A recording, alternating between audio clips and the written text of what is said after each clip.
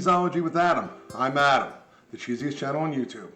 Please don't forget to hit the like and subscribe button. Greatly appreciate that if you could do that. Thanks. Today we're going to be making a wine infused cheese. This is going to be a lot of fun. So what we're going to do is we're going to take 4 gallons of milk.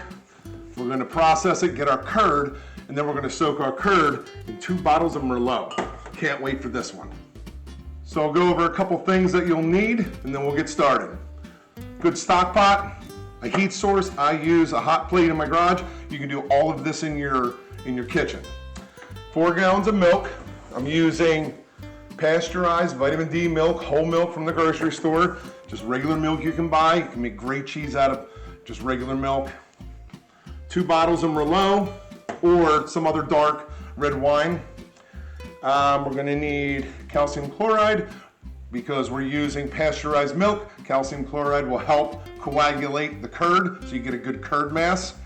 And we're going to need rennet to do the actual coagulation of the milk to separate the whey from the curd. A couple bowls. I'm using a couple beakers here. Going to need a curd knife or icing spatula. For this cheese, I only need a ½ teaspoon measuring spoon for this batch because I only need a teaspoon of calcium chloride and a teaspoon of rennet, so I don't need the small measuring spoons. You're going to need a good thermometer, as I always talk about. It's absolutely essential that you have a good thermometer. I just use an analog thermometer it's about 12 inches long, works excellent. Then you're going to need a stir. I use just a stainless steel ladle with holes in it. You're going to need a colander. For this cheese, I'm using an 8-inch diameter form and follower. That's what we're going to use to press the cheese. And we're going to use this Dutch style cheese press. You may not be able to see that yet, but you'll see that a little bit later. So a couple things you need here. Again, you can do all of this right in your kitchen. It's going to be a lot of fun. And we'll get started. Okay, we'll start dumping in the milk, and then we'll add our calcium chloride, and then we're going to bring the milk up to 88 degrees.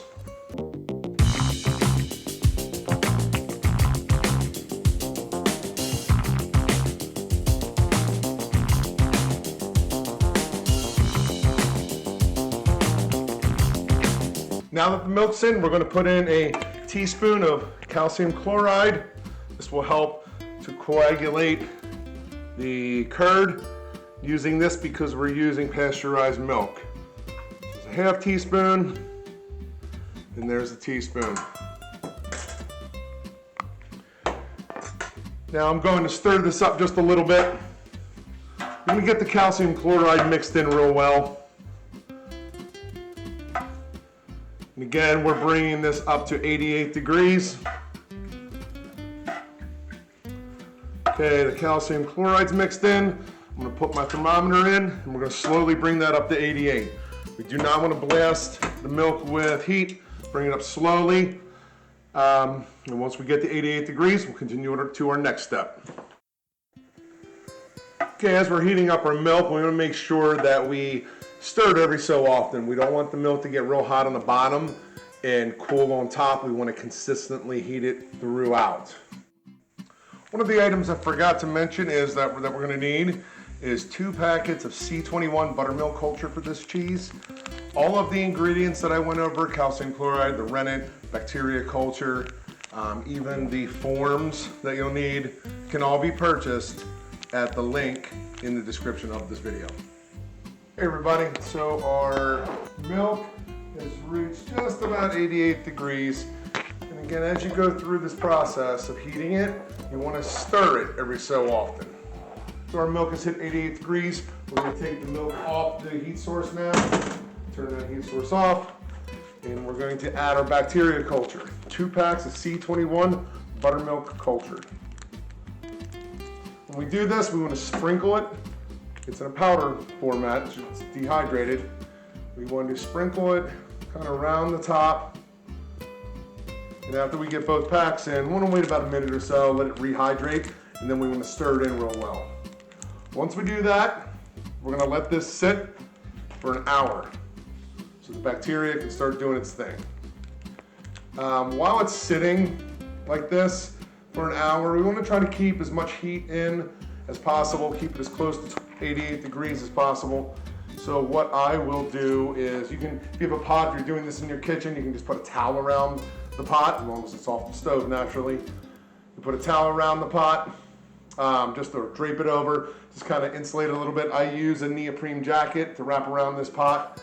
Not everyone probably has that, but you can use whatever you think will keep it warm. Again, I've done it without anything on here, and it pretty much stays pretty close to 88 degrees, even over an hour. All right, the buttermilk culture's now been in there about a minute or so. I'm gonna give it gentle, slow, up and down stir motions. We don't wanna just stir around the top. We wanna make sure we're going to the bottom and up, very slow. Don't wanna be splashing the milk around. It's a delicate process. So to make sure that bacteria is thoroughly mixed in to the milk. We've heated our milk up to 88 degrees. We've taken it off the heat. We put the bacteria culture in. We've stirred it up for about a minute. Now we're gonna let it set with the lid on. And I'm gonna wrap it with something to try to keep the heat in during that 60-minute wait time. And then after that, we will put the rennet in. It's now been 60 minutes since we put in the bacteria culture. Now we're ready to put rennet in. For a 4-gallon batch for this cheese, I'm using a teaspoon of animal rennet mixed with a ½ cup of non-chlorinated water. Now we're going to pour this into our milk. And now we're going to give this a stir for about 30 seconds, up and down motions. Make sure that rennet is thoroughly mixed in to the milk. For this cheese here, we're gonna only let it sit about 30 minutes. It'll be done. You'll see it start to set up at about 12 minutes, but we wanna wait the whole 30 minutes to make sure that we get the curd mass that we want. All right, now we're just gonna throw the lid back on. We're gonna let this sit for another 30 minutes, and then we're gonna see if the curd's ready to cut. The curd is now set for 30 minutes after we put the rennet in. I'm gonna cut the curd and see if it's ready to go. I'll show you what it should look like if it is ready. So what we want to do is cut a small slit in the curd and then cut a sideways slit across that slit and then kind of twist your knife. See how it's breaking apart? That's perfect. See, we twist it the other way, we get some whey coming up. You can see that. That is exactly what we want, so we should be good to go. Now that we know our curd is set properly, we want to make horizontal and vertical cuts in the curd like a checkerboard, about ½ to ¾ of an inch wide. We want to try to keep it as uniform as possible. The bigger the curd chunks, the more moisture we're going to retain. The smaller, the less moisture we'll retain. For this cheese, we want about ¾ of an inch at the most. Doesn't have to be an exact science, but you just eye it up and just do the best you can. What I like to do is I cut the vertical lines first, and then when I do the horizontal lines, kind of do them on an angle, or else I'm going to end up with long strips of curd from top to bottom, and we don't want that. And once we start stirring, you'll have an opportunity to cut them up with your stir to be a little bit more uniform. So now that we have the vertical lines, I'm going to do the horizontal lines, kind of on an angle, like I said.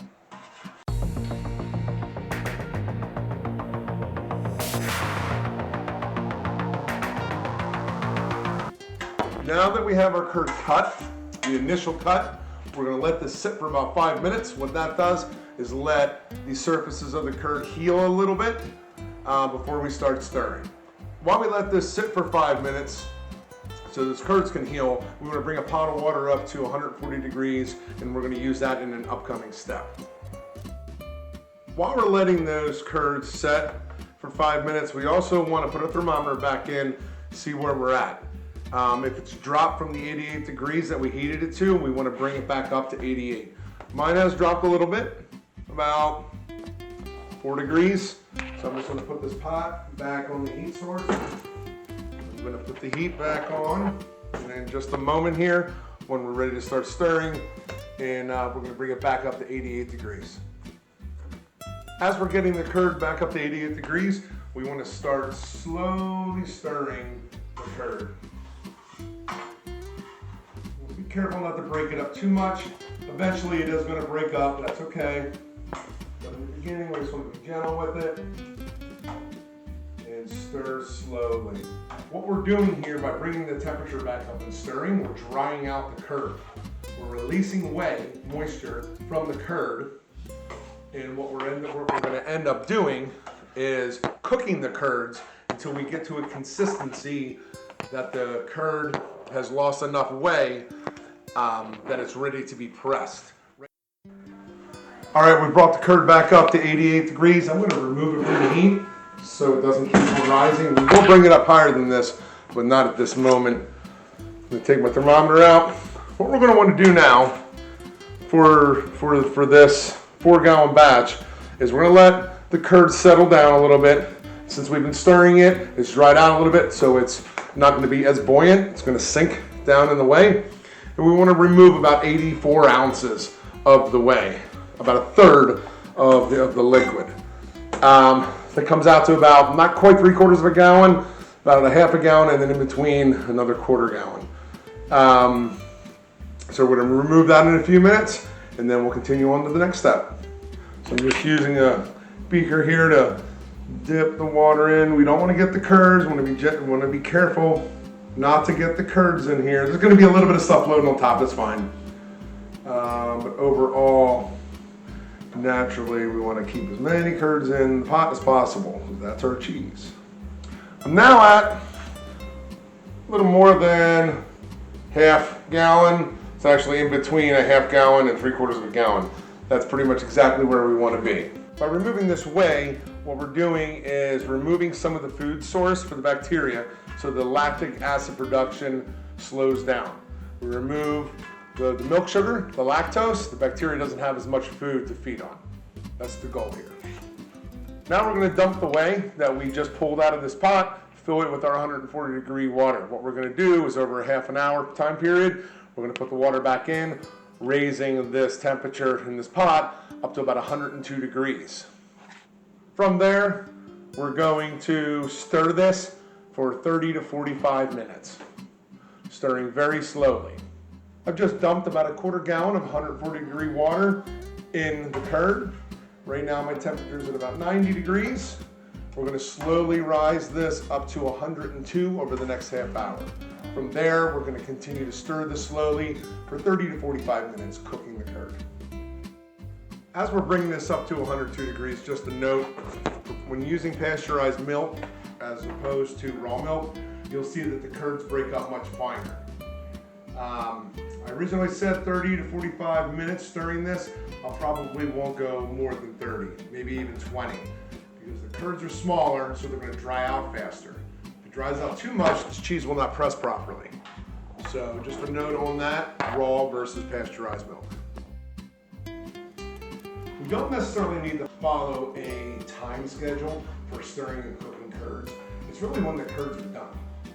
If your curds reach the proper moisture that you're looking for, then there's no need to continue to stir them and cook them. All it's going to do is dry them out more and make them harder to press. I've had cheeses early on where I tried to press the cheese, even putting a lot of weight on, and the curds do not consolidate well.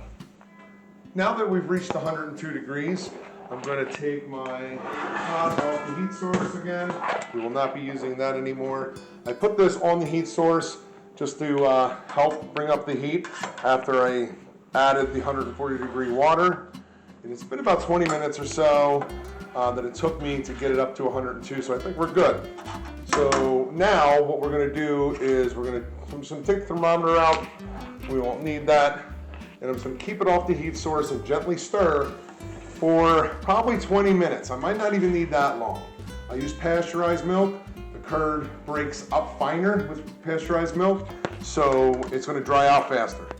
What you want is a curd that is firm throughout and has a moderate resistance when squeezed between the fingers. These actually almost some of these feel pretty close to that already. So I'm just gonna stir this. Might not even need 20 minutes.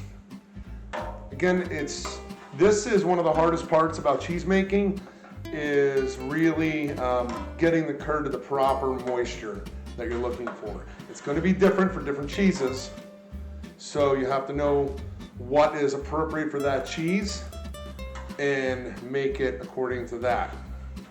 So we're going to stir this for a little while until my curd has a moderate resistance throughout and it's firm when it pressed between my fingers. One test to see if the curds are done is you put some curds in the palm of your hand. If they break apart when you press your thumb, then they're pretty dry. If they just kind of smush together, then they're still wet. I'm kind of right in the middle with these. So I'm going to go a little bit longer cooking these curds, make sure we're at the proper moisture, and then we'll drain the curds. And the best part, start soaking them in the Merlot wine.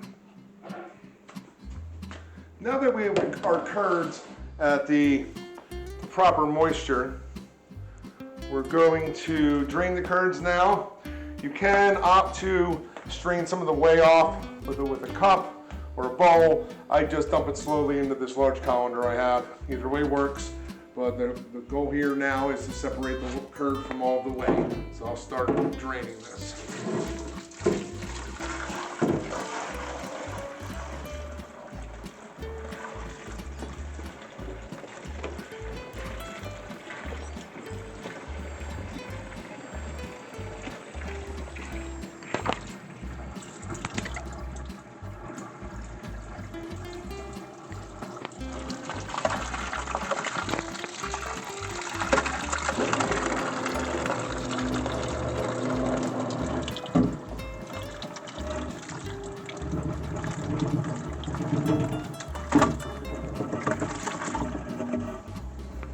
That looks perfect.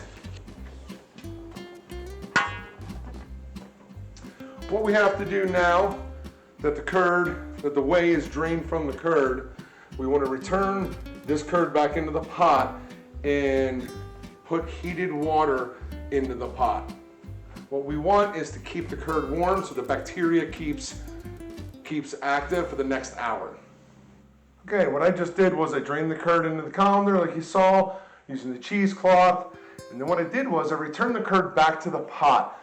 None of the liquid, just the curd, and I broke it up with my hands to make sure that it was all separated. We don't want it all clumped together. What we're doing now is I put the lid back on, put your towel around the pot. We're trying to keep this curd warm so the bacteria keeps ripening the curd. We want to stay like this for about an hour, and then the next step is soaking this curd in wine, and that'll be the best part of this whole process. All right, our curd is sat for an hour and kept warm with a towel over the pot or however you want to do it, just so the bacteria keeps going, keeps producing lactic acid. Now what we're going to do is dump it into this tub, and then I'm going to pour the wine into the tub so we can soak the curds for an hour. When we put the curds into this tub,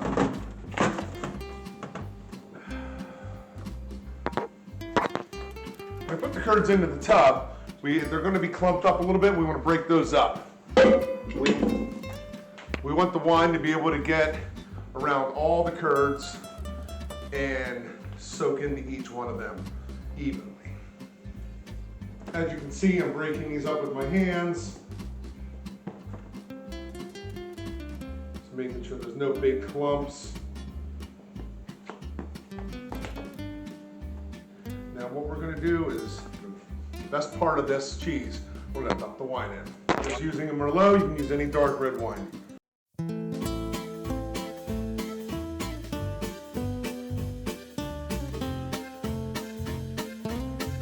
Okay. That looks fabulous. I'm trying to make sure all the curds are covered. These are just about covered. I think that'll be fine. Push these down a little bit so that wine gets soaked up in there. We're going to leave this sit for an hour, and then we're going to drain the wine off and start pressing. It's been about an hour since our curd has been soaking. About halfway through, I stirred it up just to make sure it was soaking in evenly on all the curd. I'm happy with what I'm seeing. Looks like it has some good color to it. What we're going to do now is we're going to drain this in a cheesecloth, in a colander, and then I'm going to put it back in this tub. Okay, I've moved my table over to my sink. I have my Dutch style cheese press here. It works like a lever. There's the drain pan right here. I'm going to set that in there, and it's just going to drain into my sink. You can do this on your countertop in your kitchen. I'm going to have the same effect. We have our curd that we've processed, that we've soaked in Merlot, 2 bottles for a 4-pound batch. And I've salted this with 1.25 ounces of salt. Mix that all together. I have my 8-inch cheese form here with my cheesecloth. And now I'm going to put the curd in the form, and we're going to start the series of pressing. So, just want to kind of dump this in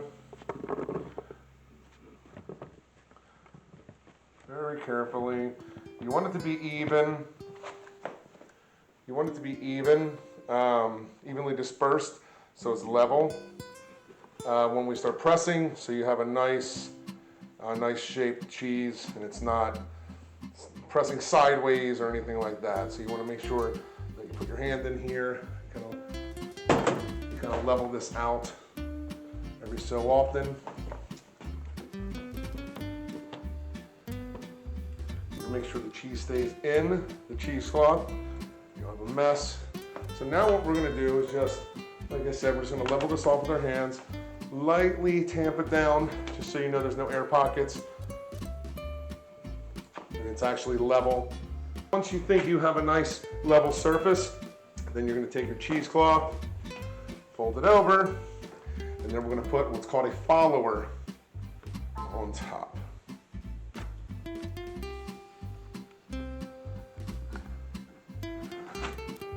Okay, so right now we're wine-soaked curd in a form with cheesecloth and a follower.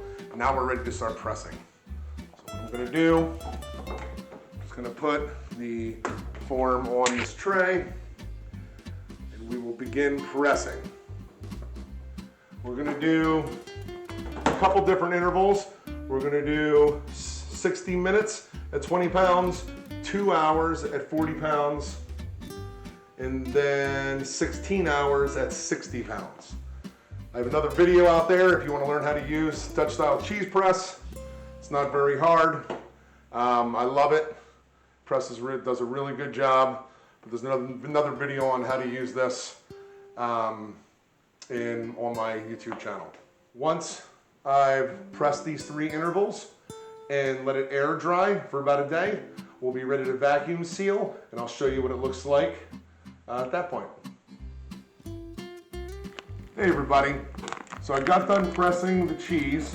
I pressed it for an hour at 20 pounds, and then I took it out of the form, flipped it, did 2 hours at 40 pounds, and then I took it out of the form again and flipped it, and then I did a total of 16 hours at 60 pounds. And in the middle of that 16 hours, I flipped it. Let it dry, air surface dry for about a day, and then I vacuum sealed it. You can also wax this cheese, but I've been having some pretty good luck with vacuum sealing, so I'm gonna try it on this cheese, and in 4 months, we'll have a reveal and see how it turned out. Thanks for watching. Please don't forget to like and subscribe.